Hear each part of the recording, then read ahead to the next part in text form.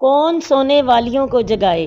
ایک روز رات کو آن حضرت صلی اللہ علیہ وسلم بیدار ہوئے اور فرمایا صواحب الحجراتی لکی یصلین، کون ہے جو حجروں میں سونے والیوں کو جگا دے کہ نماز تہجد پڑھ لیں۔ یہ بات کہہ کر اپنی بیویوں کو جگانا مقصود تھا جو حجروں میں سو رہی تھیں۔ پھر فرمایا رب کاسیہ فی الدنیا عاریۃ فی الآخرہ، یعنی بہت سی عورتیں ایسی ہیں دنیا میں کپڑے پہنے ہوئے ہیں لیکن وہ آخرت میں ننگی ہوں گی۔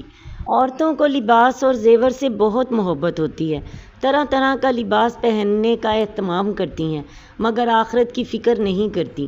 حدیث شریف میں آیا ہے کہ جب قیامت کو کھڑے ہوں گے تو سب مرد اور عورت ننگے ہوں گے۔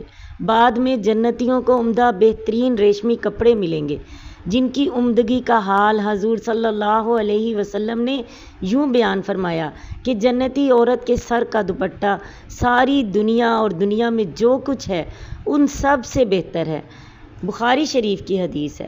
اور دوزخیوں کے کپڑے آگ کے ہوں گے جیسا کہ سورہ حج میں ہے فالذین کفروا قطعت لہم ثیاب من نار۔ اللہ پناہ دے یہ کپڑے کیسے ہوں گے، غور کریں اور اللہ سے پناہ مانگیں۔ اب دیکھ لو دنیا کے لباس سے زیادہ آخرت کے عمدہ لباس کی فکر ضروری ہے یا نہیں؟ اگر ضروری ہے تو آخرت کے اعمال کی تیاری کرنی چاہیے۔ نفل نمازیں تو دور کی بات ہے، عورتیں فرض نمازیں پڑھنے سے بھی جان چراتی ہیں۔ حضور صلی اللہ علیہ وسلم نے آخرت کی طرف توجہ دلائی اور وہاں لباس نصیب ہونے کی فکر میں لگایا۔ نماز تہجد بہت بڑی چیز ہے۔ میاں بیوی بخوشی پڑھا کریں اور آپس میں طے کر لیں کہ جو پہلے اٹھے دوسرے کو اٹھا دیا کرے، اور یہ بھی طے کر لیں کہ جو اٹھانے سے نہ اٹھے گا اس کے منہ پر پانی چھڑکا جائے گا تاکہ جگانے اور پانی چھڑکنے کے وقت ناگواری نہ ہو۔ اگر شوہر کی مرضی نہ ہو تو اسے نہ جگاؤ، خود ہی تہجد پڑھ لو مگر ساری رات نہ پڑھو۔ شوہر کا بھی حق پہچانو اور اپنی تندرستی کو بھی دیکھو۔ تہجد کے وقت اٹھنا نصیب ہو جائے تو اس وقت نفلیں بھی پڑھو اور دعا بھی کرو جب تک طبیعت حاضر رہے۔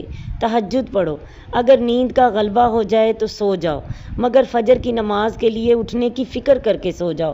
مثلاً گھڑی میں الارم لگا دو، 2 رکعت سے لے کر جس قدر آسانی ہو تہجد کے وقت پڑھ لو۔ عورتوں میں نماز تہجد پڑھنے کے کچھ طریقے مشہور ہیں کہ اتنی بار قل ھو اللہ شریف ہر رکعت میں پڑھیں۔ شرعاً اس کی کوئی اصل نہیں ہے، جیسے 2 یا 4 رکعتیں نفل کی پڑھا کرتے ہیں تہجد بھی اسی طرح پڑھی جاتی ہے۔ اگر آپ کو تہجد کو پڑھنے کا خوب پکا یقین ہو تو وتر کی نماز عشاء کے وقت نہ پڑھو، تہجد کے بعد سب سے آخر میں وتر پڑھو۔ اگر اس وقت اٹھنے کا یقین نہ ہو تو عشاء کے وقت ہی وتر پڑھ لو۔